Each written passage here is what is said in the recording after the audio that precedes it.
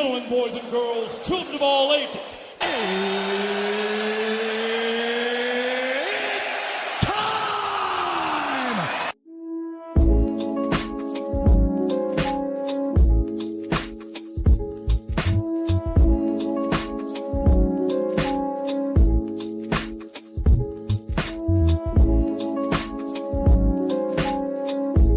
Hello everyone, welcome back to another edition of the My Two Cents podcast presented by and hosted by G2. I am G2. This is episode 220 of the podcast. And first and foremost, I would like to start off with asking every single one of you, how are you doing? I'm hoping everyone's had a safe and great week. I'm hoping that you were able to take care of your business, able to take care of what you need to take care of. If you did not, please have no fear in that. You have another week to get what you need to handled, because I do not want people to stress out on not being able to handle what you didn't handle the previous week. I want people not to stress, because stress is a silent killer. People don't really understand that until you start getting some medical problems, and then you just feel pressure on top of you added because of your medical status, but also because of the pressure of knowing what comes with it and all the stuff that you didn't take care of beforehand. So please, right now, do not stress over things that you cannot control. Only take care of, or shall I say, only handle things you can control. And if you didn't get to them yet, do not trip out about it. You'll get to them. Just make sure you get to them in a timely fashion, and do not stress about it. That's all I would like to ask of everybody out there. Because again, I don't want people to die over stress added on top of things. You know what I mean? So with that being stated, please handle yourself. Don't fret too much. And please do not trip out. Okay? So with that being stated, let's move on to your National Food Days of the week. This week, March 23rd, it is Chips and Dip Day. There's nothing for March 24th. March 25th will be International Waffle Day. March 26th will be Spinach Day, as well as Nougat Day. March 27th will be International Whiskey Day, so please drink responsibly. March 28th will be Black Forest Cake Day. And then to round us off, March 29th will be Chevron Cake Day. So that's your National Food Days of the week. And also, we're in spring now, by the way. Spring happened this past Thursday. I was not aware of it until my mother kind of like told me, oh, happy spring. And I was like, oh, we're in spring now. Okay. Happy spring back to you. And I forgot to mention to everyone, because I was not aware of this until my mother again had to tell me this a couple of weeks ago, and I put it on my phone. Oh, everybody did get their free small cone from Dairy Queen this past Thursday. If you didn't, I'm sorry for not telling you that previous Sunday. I'm hoping to get better at that so you guys can get free things. So I'm gonna look more into these type of stuff and for future references. But again, I would like to apologize for that, because I do like to keep people in the loop on things whenever I do know about it. So again, I'd like to apologize on that. But moving off of food, I do have to get into the sad part of the show here. We have some condolences to get off with. First, what I want to get to is two-time heavyweight boxing champion George Foreman. He has passed away at the age of 76. His family will put in an Instagram post on Friday. They will say, "Our hearts are broken. With profound sorrow, we announce the passing of our beloved George Edward Foreman Sr., who peacefully departed on March 21st, 2025, surrounded by loved ones, a devoted preacher, a devoted husband, a loving father, and a proud grand and great grandfather. He lived a life marked by unwavering faith, humility, and purpose." So that is the tribute that the family would give to George Foreman Sr.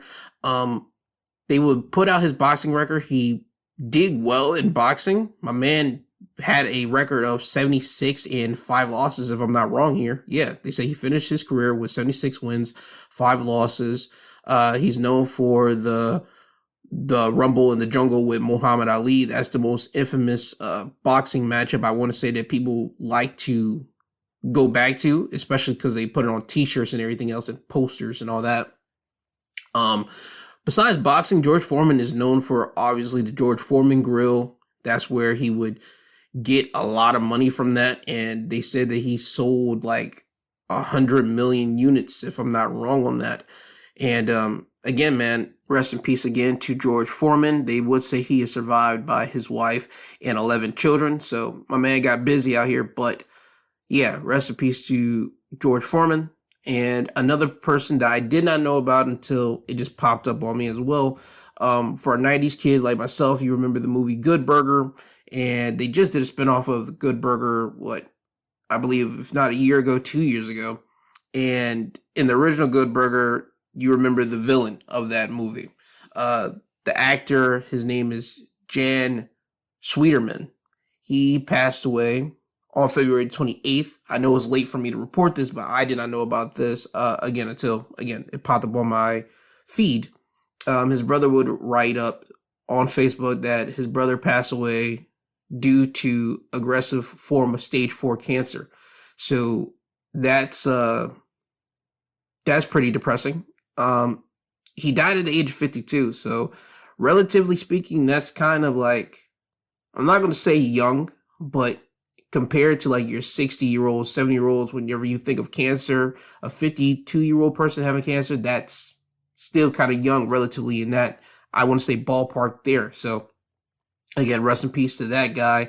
And that's all the condolences I do have to mention up here.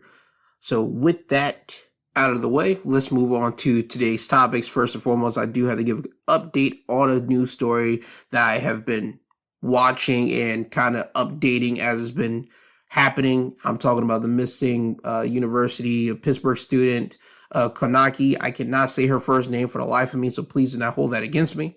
On Wednesday, I talked about the person of interest that was last seen with her, Joshua Ribe. He was in court. He was trying to get the judge to give him back his passport, to have the cops from the Dominican Republic to give him back his passport because he was being detained by them, even though they had no type of legal stuff. They did it because they can do whatever they want over there. The judge ultimately gave Joshua Ribe the okay to basically leave. So Joshua Ribe and his father did leave Wednesday night. They're back in the United States.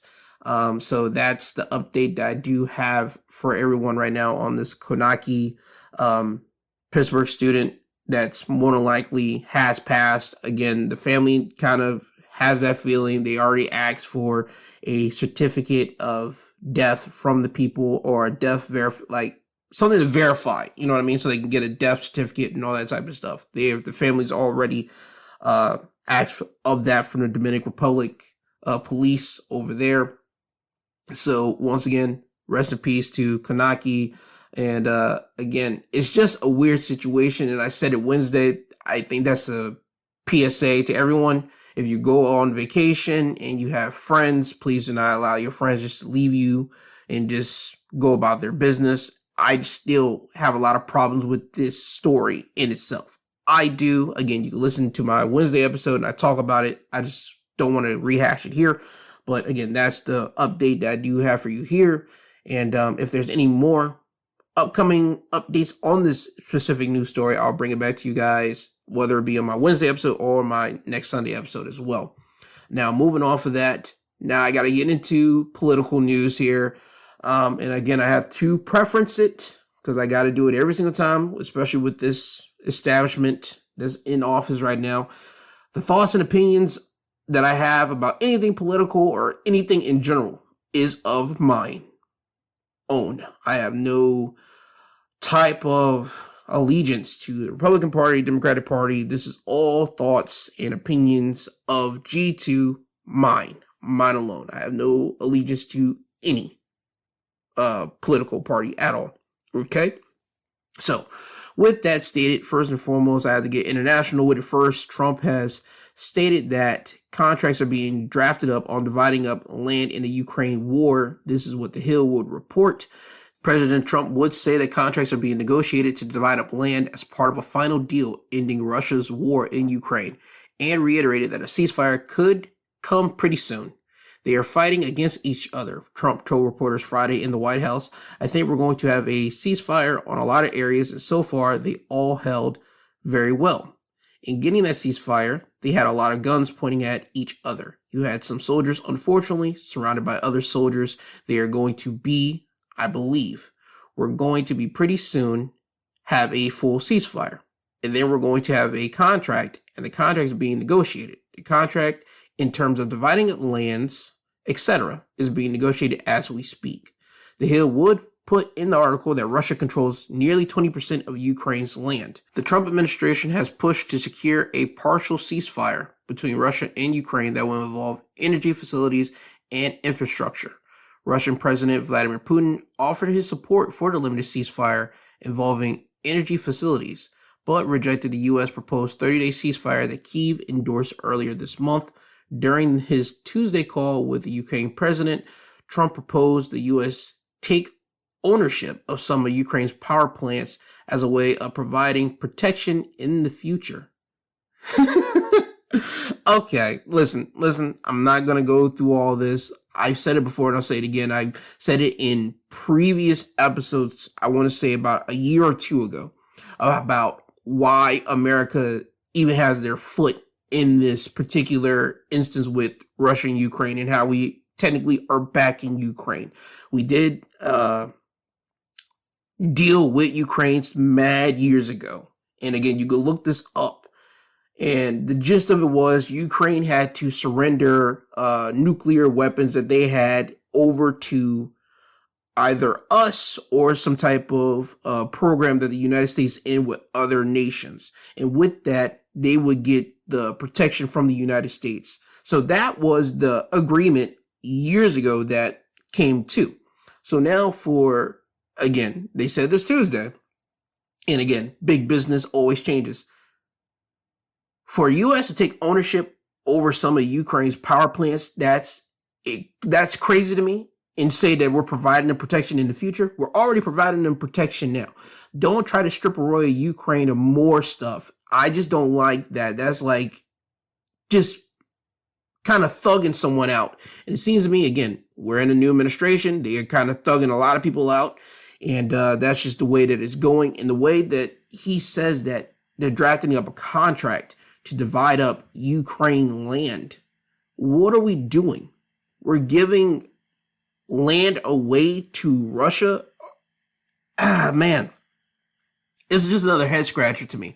I know if I was a person that lived in Ukraine, a born Ukrainian, if you will, I would be extremely pissed off at the thought process of saying, hey, we're going to give some of our land over to the people that actually came over and started attacking us. That's insane. But if Zelensky is cool with that and he's talked to Trump about that and Trump's talked to him and say, hey, this is what we're going to do to kind of end it. You're going to have to take the knee a little bit and give away some of your land.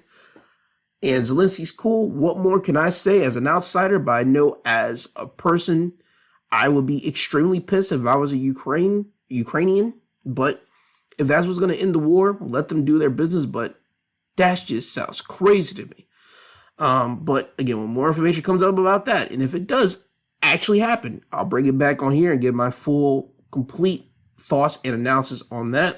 Now, next topic up to plate has been wrote by the Associated Press. They would write up saying Homeland Security has revoked temporary status for 532,000 Colombians, Haitians, Nicaraguans, and Venezuelans. The Department of Homeland Security said Friday that it will revoke legal protections for hundreds of thousands of Cubans, Haitians, Nicaraguans, and Venezuelans, setting them up for potential deportation in about a month.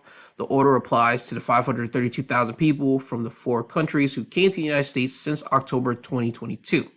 They arrived with financial sponsors and were given 2-year permits to live and work in the United States. Homeland Security Secretary Kristi Noem said they will lose their legal status on April 24th or 30 days after the publication of the notice in the Federal Register. The new policy impacts people who are already in the United States and who came under the humanitarian parole program. It follows an earlier Trump administration decision to end what is called the board abuse of the humanitarian parole, a long-standing legal tool presidents have used to allow people from countries where there's war or political instability to enter and temporarily live in the United States. So, aka they're still on that wave of trying to deport all the people out of here that they consider illegal, if you will. Again, man, this is something that Trump's campaign was on, and he was on this wave, technically the first administration ride. And again, you're seeing a lot of things different from the first administration to now this new administration that he's on the second time round. Again, this is still very, very weird, but not too weird, because again, he did make it known that he was trying to deport a lot of immigrants, migrants, illegals, all the terms that they like to throw out there. But you get my point. They were on this wave and on this kick, so they're still on it. And as I stated, 532 people from the 4 countries that I've already listed, they have until April 24th, or 30 days after the publication of the notice in the Federal Register. So once again, they're still on that kick, man. They're still trying to get the people out of there. And again, I feel bad for them. I truly do. Not every single person of those demographics did vote for Donald Trump to be back in office this time. But again, I stated it when it was time for the election to happen on election night. I think that he was brought in from a higher order. And I've always said it before, that the people don't vote the presidents in. Is always the Electoral College, and also some backdoor type of deals that's always been made to kind of make it seem that it's the people that vote these people in. No, but it's never us. It's always people above us that makes those decisions. So once again, it's just so weird. Again, you could tell from different administrations, from the first time he was in to now, they're really gung-ho in it and really trying to make sure they put a lot of stuff that Trump did, kind of said he was going to do in this campaign when he was running, really go into effect, and they're really doing it. So I'm not hating that, but he's kind of a man of his word to this, but it's just still so very weird. And I still do feel bad for everyone that is being targeted by this. I really do. But there's no stopping in sight of that. And off of the migrants, he has decided to pull security clearance from Kamala Harris and Hillary Clinton. USA Today will write up about this as well. They will say that on Friday, Donald Trump took away the security clearance for former Vice President Kamala Harris, former Secretary of State Hillary Clinton, and others in his latest move against his Democratic opponents. The Republican president, who's also revoked the security clearance for former President Joe Biden, he will say, "I have determined that it is no longer in the nation's interest for the following individuals to access classified information." Now, with this is not something new. I just found this out as well. Joe Biden did this also to Trump back in 2021. They will say that in 2021, Biden revoked the security clearance for Trump, who was then the former president. So this just seems like a get back type of deal from Donald Trump to get back at Joe Biden for that, which again, I'm a petty man myself, so I'm not too mad at him for revoking security clearance from Joe Biden in that situation, in that regard, and anybody in his cabinet, because again, I am a petty man myself, so I understand that. But with everything moving and shaking, I really am hoping that there's someone still in the White House that can give someone information, some type of security clearance, something on the opposing side, so they know what's happening, know what's going on, just policy-wise and legally-wise, before it comes out in the news and everybody just be startled. Because, again, I can't harp on this enough. This second go-around is seeming to be way more different than the first go-around. You understand? And again, I've stated it before, there's going to be things that's going to happen. There are things that are happening that is just not okay, man. It's just not okay. Again, with the mass deportations, again, that was something that he went on about with his campaign run. People knew about it, and he's putting foot to gas pedal and really going off on that this time around. And again, can't be mad at it because he told you guys up front about it. All these other things that's happening, though, again, Elon Musk being in the government instead of just being like a supporter, the way that he was supporting around when Trump's campaign, I don't think people saw that in their bingo card at all. And there's other things, especially like the Doge thing. That is still a weird thing for me. Elon Musk has a government. Just hear that again. Elon Musk has been given power from Donald Trump, who is the president, to work in government, have its own like little task force to now go into government agencies and declare if this thing is worth it or not, and not really knowing what it is and just start firing mofos left and right. That is still the most weirdest thing that we didn't get in the first go round.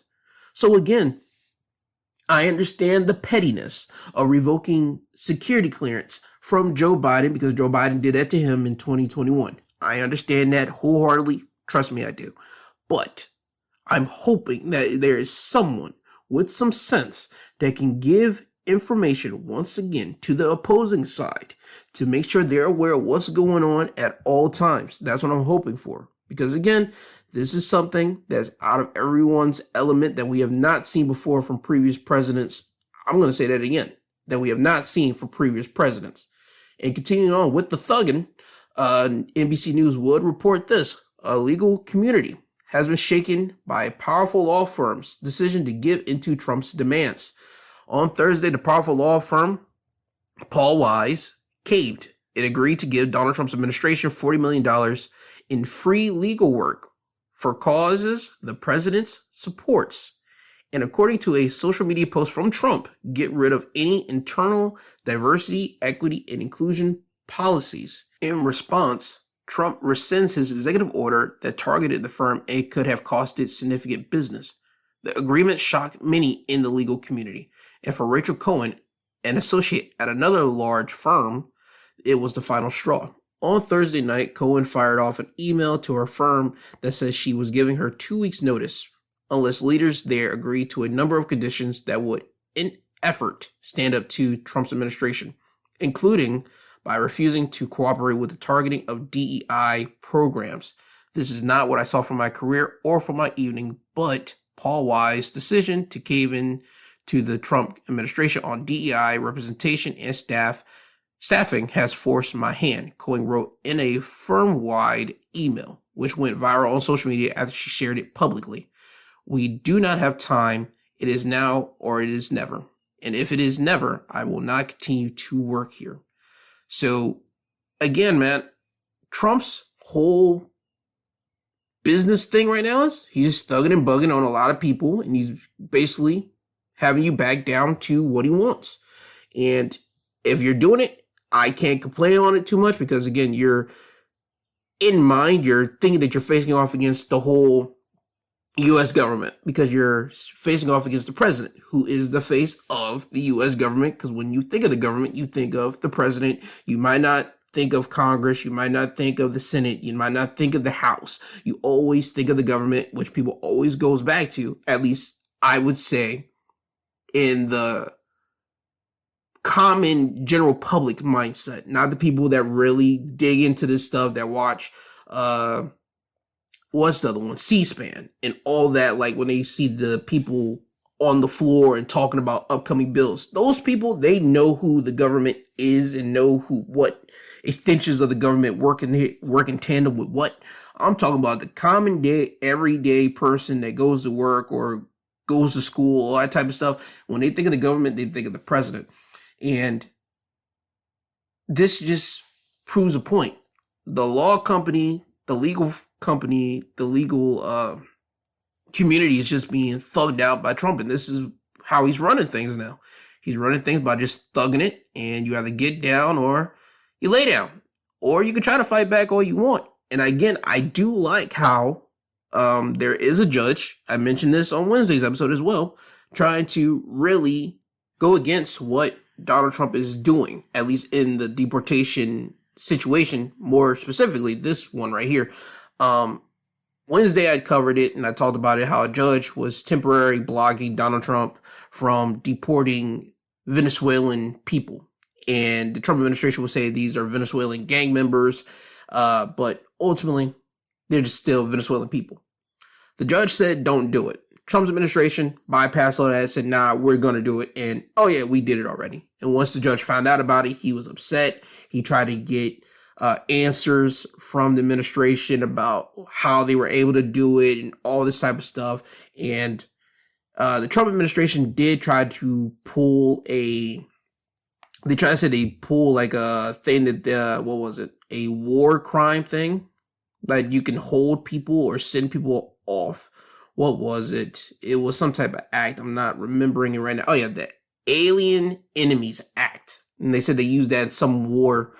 I believe it was here whenever we had the Chinese people over here, but they were like stationed in one part. That's what it kind of goes back to with that. And the judge didn't like it. He finds them disrespectful for going against the judge's orders on that. And again, I do like how this judge is basically just talking against the president and really combating against the president. I would like to see more people in law combat the president, especially if what he's doing isn't right. Because from my understanding, he did this without due process to any of these people. And for me, again, it's wrong. Wrong is wrong. Right is right. Wrong is wrong. There's always going to be some gray in certain things. But when you got some clear cut that's wrong, it's wrong. And in this instance, it's wrong. And the judge is going against Trump for it. And I like that. Because again, in the legal system, because the legal system trumps, no pun intended, government in a sense.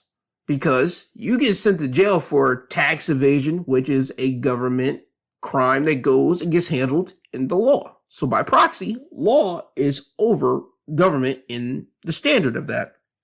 And if a judge tells you don't do it, it doesn't matter if you're a regular person, a employer, a CEO, a person in government that is a political head, it doesn't matter. If a judge tells you don't do it, guess what? You got to abide by the judge's order. And for Trump to kind of surpass that, there needs to be some repercussions to that, or there needs to be some type of combatants with the judge and the president, and that's what we're seeing right now. And again, I'm going off on that and just running off, but you get my point. I like seeing people in law combat what's going down right now. And I hope it continues on, especially whenever something's not right. And this right here, it isn't right at all. Continuing, again, still in political, and I'm going to try to wrap it up here because I'm tired of being on it myself too, by the way. I mentioned Elon Musk, and I mentioned this Wednesday, his whole Tesla stuff is starting to get vandalized because people are not happy with Elon being in government. First and foremost, they would say that Tesla is recalling nearly all Cybertrucks in the United States to fix an exterior panel that could detach while driving, the company said on Thursday, and a latest series of callbacks for the pickup truck. So if you have a Cybertruck, please go to your local Tesla dealership and have them repair what they can repair. That's what they're recalling for. And for this, they're saying they fix an exterior panel. So let them go and fix that. But I did say this Wednesday, people are vandalizing Tesla cars and Tesla's trucks. There has been videos of people walking up to these vehicles and just vandalizing them. And again, I don't like it. Wrong is wrong, right is right, and this is wrong. Again, you don't like Elon Musk being in government. I don't like Elon Musk being in government. But I'm not going to vandalize a freaking Tesla car because you want to know why? Someone bought it. It is no longer Elon Musk's Tesla. It is a person's Tesla that happened to buy the freaking car or buy the freaking Cybertruck. You're only hurting that person. And you're now in the, you're in the eye of Elon Musk, who has the ear of Donald Trump, who they want to now put people who get caught vandalizing Teslas to be spending 20 years in jail, or shall I say prison, if you will, for vandalizing a Tesla. And to coincide with that, right here, CBS News will report Department of Justice announced charges against Northern Colorado, tongue-tied there, Tesla dealership vandalism suspects. The U.S. Department of Justice has announced charges in 3 cases of vandalism against Tesla properties, including one in Northern Colorado.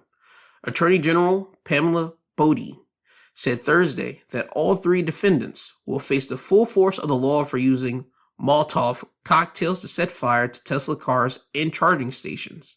One suspect was charged in connection with an attack against a Tesla dealership in Loveland, Colorado. Authorities said the suspect attempted to light Teslas, plural, on fire with Molotov cocktails and was later found in possession of materials used to produce incendiary weapons.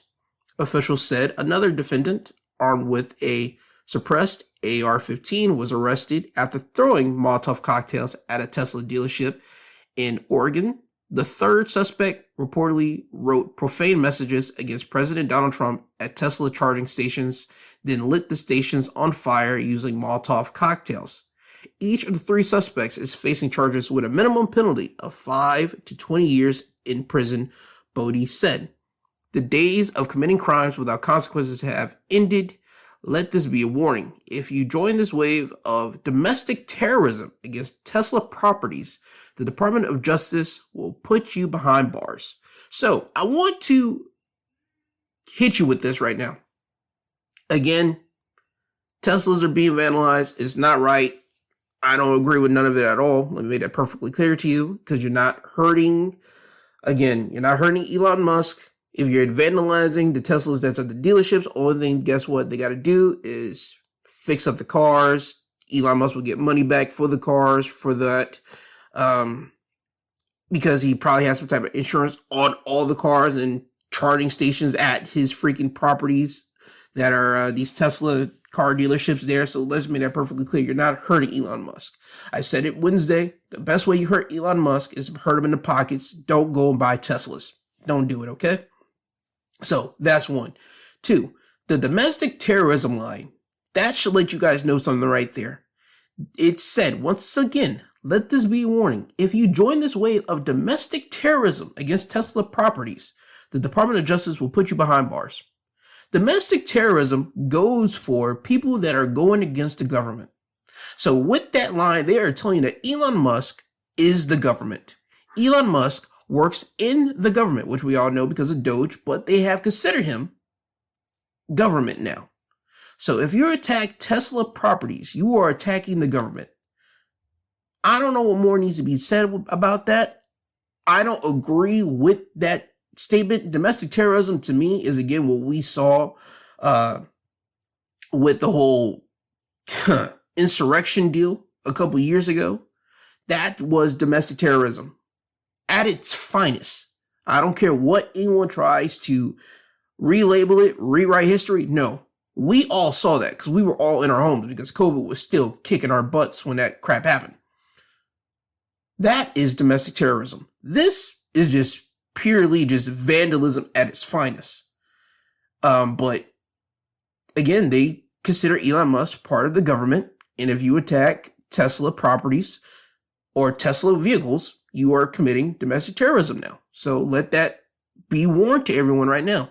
Elon Musk is government, so please be careful what you write about Elon Musk on any social media platforms, because they would grab you up and try to nab you and say you probably a terrorist if you say something bad about Elon Musk of a harmful manner. Just want to put that for future references for people out there. And again, do not hurt any Tesla vehicles. Just don't buy them. That's the only way you could truly hurt Elon Musk is by not buying his freaking Tesla products. Now, moving out of political news, finally. Now I want to get into something that's fun, at least for me. You guys probably know about this. If you don't, let me give you a quick rundown or a brief history of this. There's a show called The Breakfast Club, a radio show that's prominently out of New York City. It was founded by DJ Envy, Charlamagne the God, Angela Yee. Angela Yee, female on the radio show. She left that radio show, has her own radio show now on the exact same, I want to say the exact same station that they're on. She just left the show. She did this, they want to say 2022, right? I want to say the last 2 years they were trying to find a replacement for her. They ended up finding one in social media personality, Jess Hilarious. She got popping, I feel, on Instagram because of her Jess with the Mess stuff. So she joins Breakfast Club in 2024 and She has a segment, Just with the Mess, where she talks about all the celebrity gossip and all that type of stuff, okay? She ends up getting pregnant. She has to go away. And in the process of that, we get another female talent being brought in onto the show. Her name is Lauren LaRosa. She has a background in media. She worked for TMZ at a time. She's excellent at this type of stuff, right? So she covers for Jess Hilarious while she's on pregnancy leave. They call it maternity leave. You get my drift. And Jess would pop in from time to time on those Breakfast Club shows while she's on maternity leave, but Lauren would basically hold it down. Now, you guys could kind of figure out where I'm about to go with this. Jess comes back from having the baby. You still have Lauren there. So instead of 3 people, there's 4 people there, and it will leave people confused.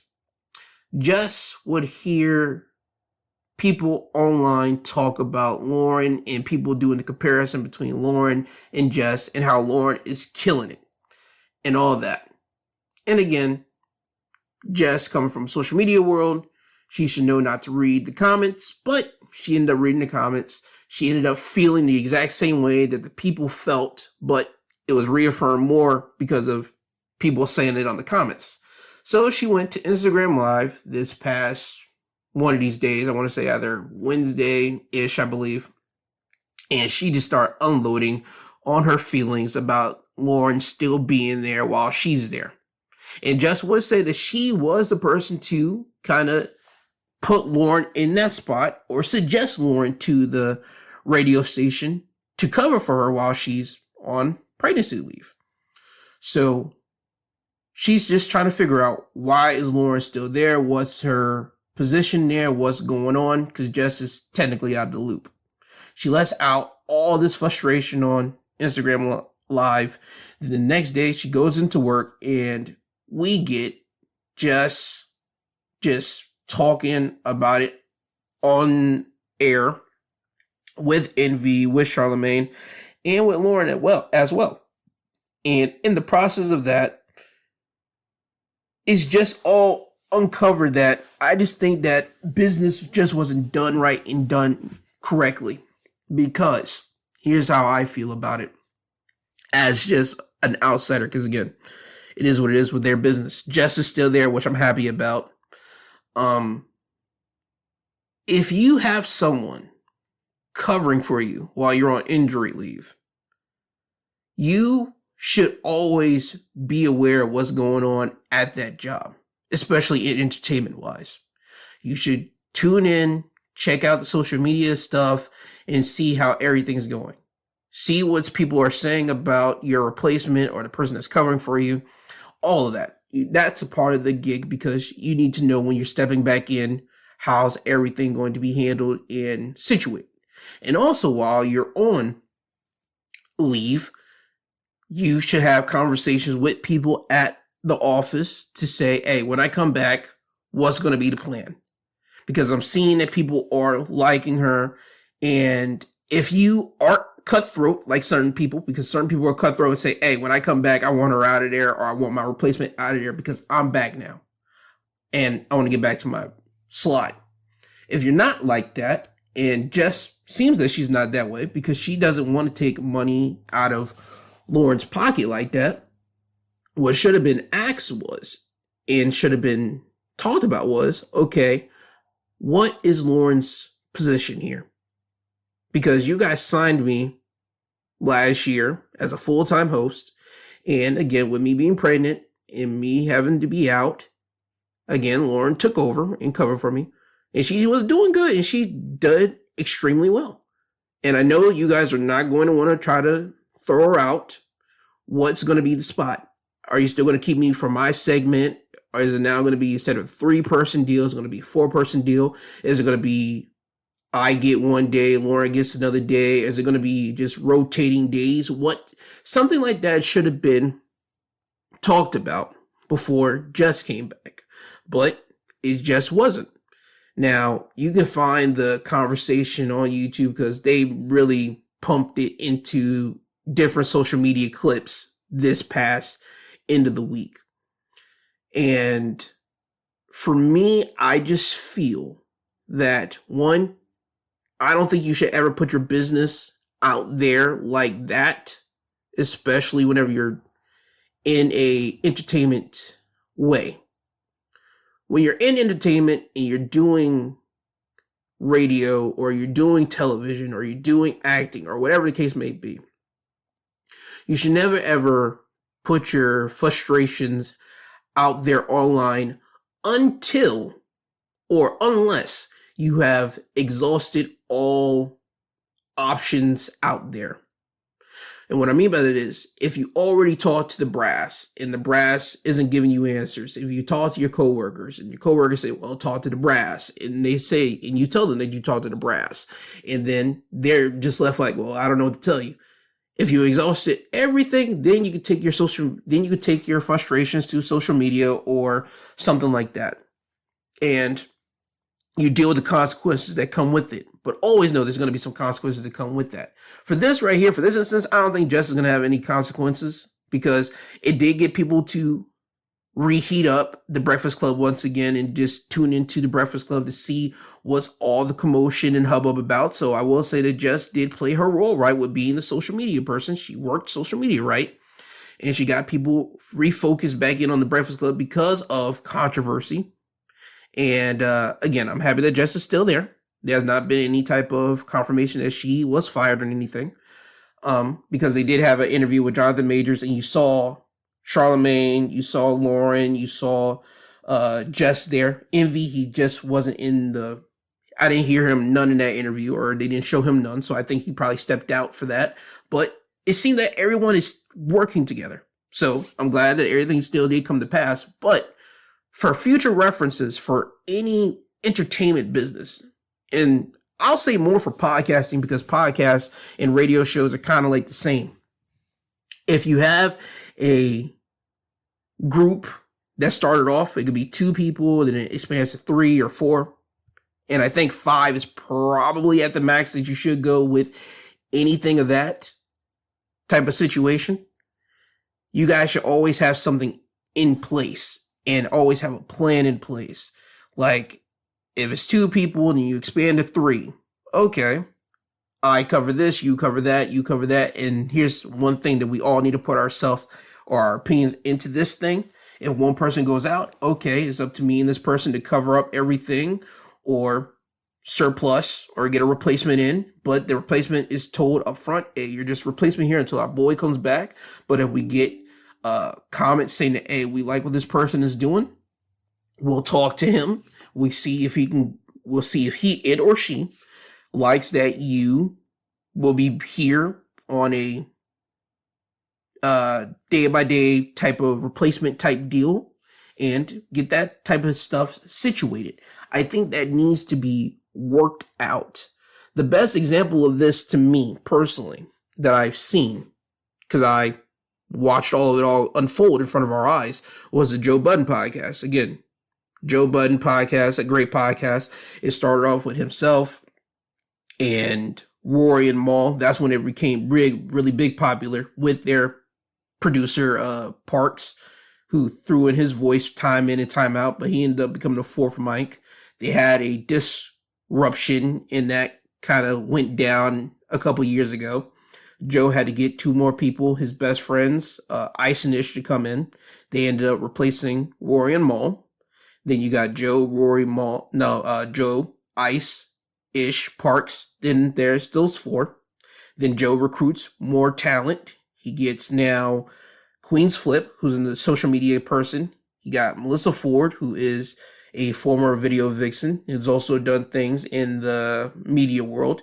And now he's got Mark Lamont Hill. He has been a television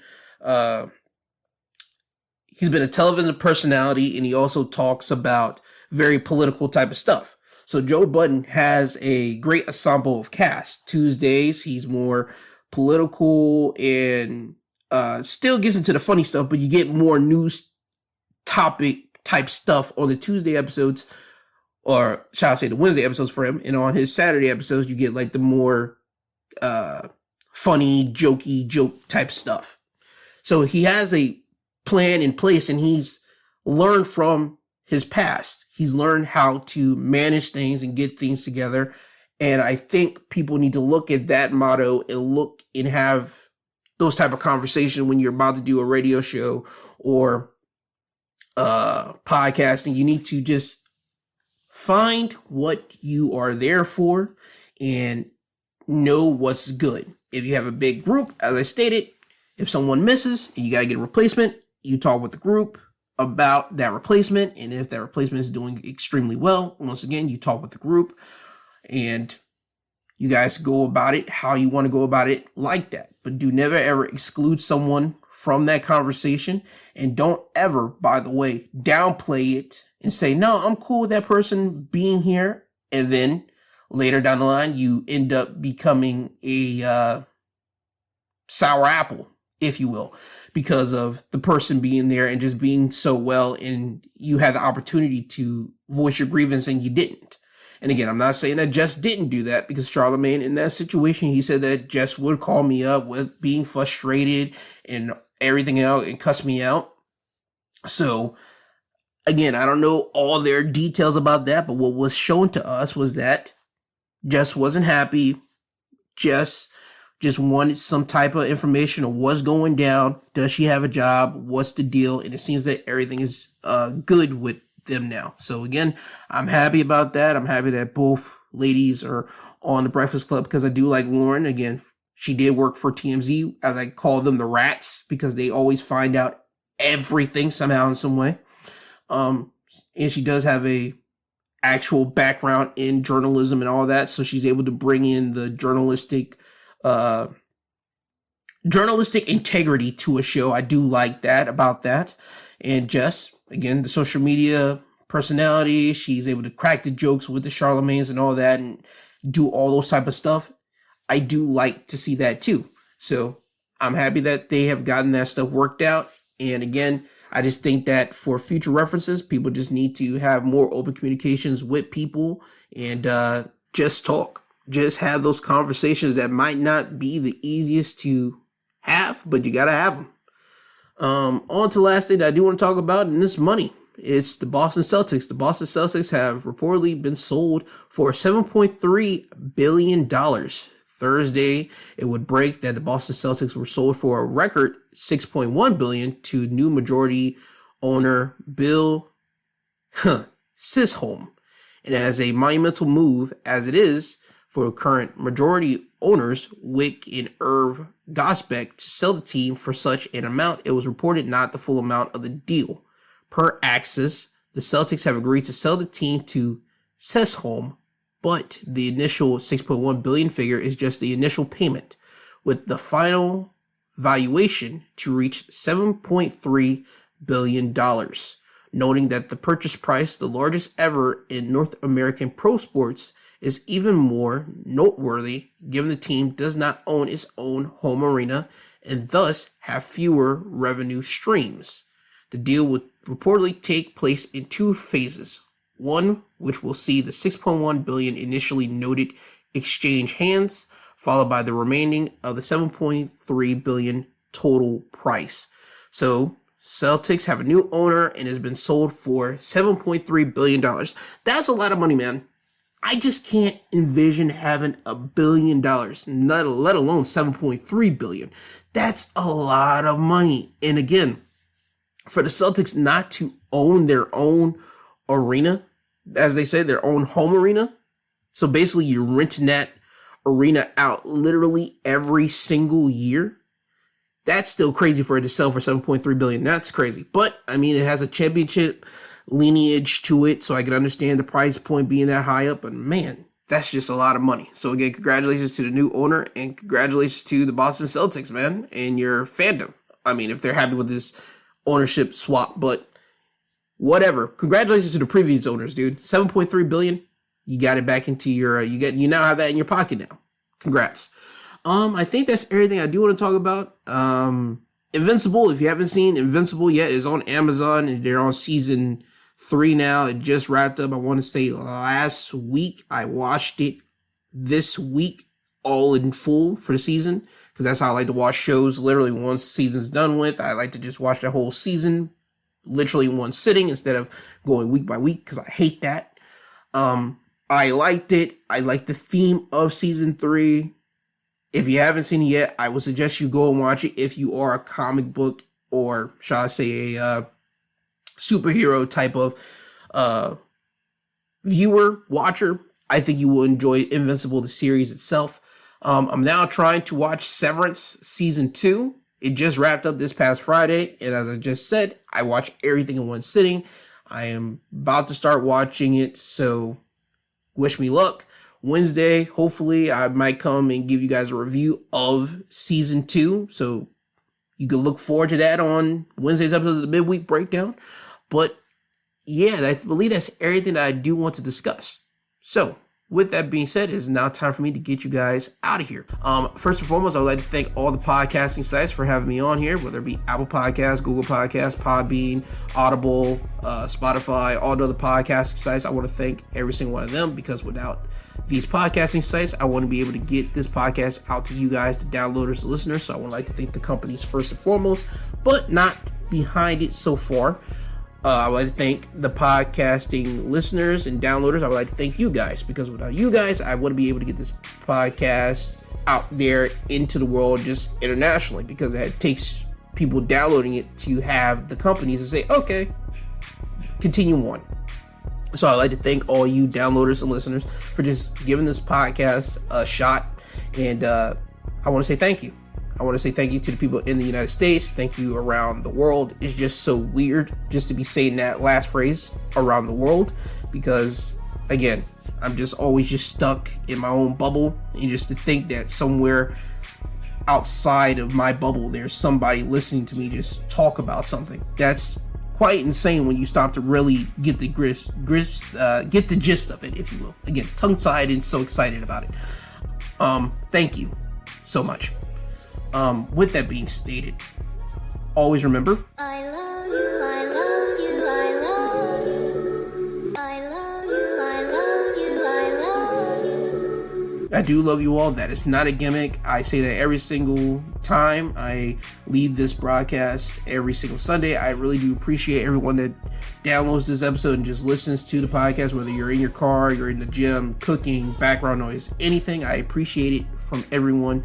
Just giving this kid a shot and just listen to everything I gotta say. Just to give you guys fair heads up, here's what the schedule looks like. Wednesday, I'll be talking about a midweek breakdown. That'll be me talking about any and everything for 10 to 15, 20 minutes. You can go check that out. This upcoming Thursday, I am dropping a wrestling related episode Thursday. And I'm not going to talk about what it is yet, because I don't want it to be stolen, because people are usually too quick and I'll be slow on the trigger. So Thursday, you got to tune in to what I talk about on Thursday for wrestling. Saturday, I'm going to do my wrestling highlights of the week episode as per usual. And next Sunday will be your continuous My 2 Cents podcast program, where I talk about everything that happened in the news, give you the big headlines of that week. And that is your upcoming podcasting week for you, from me. So with that stated, this has been your My 2 Cents podcast, presented by and hosted by G2. He is I and I am him. This isn't goodbye. This is until you hear from this sweet sounding voice again. And I appreciate every single person, and I want everyone to have a great, lovely week, and just be lovely. And be respectful and be thoughtful to everybody out here, because you don't know what they're dealing with. And just try to be respectful of everybody, okay? Now, with all that being stated, Kanye, could you please take these people home? I'm tired, you tired, Jesus wept.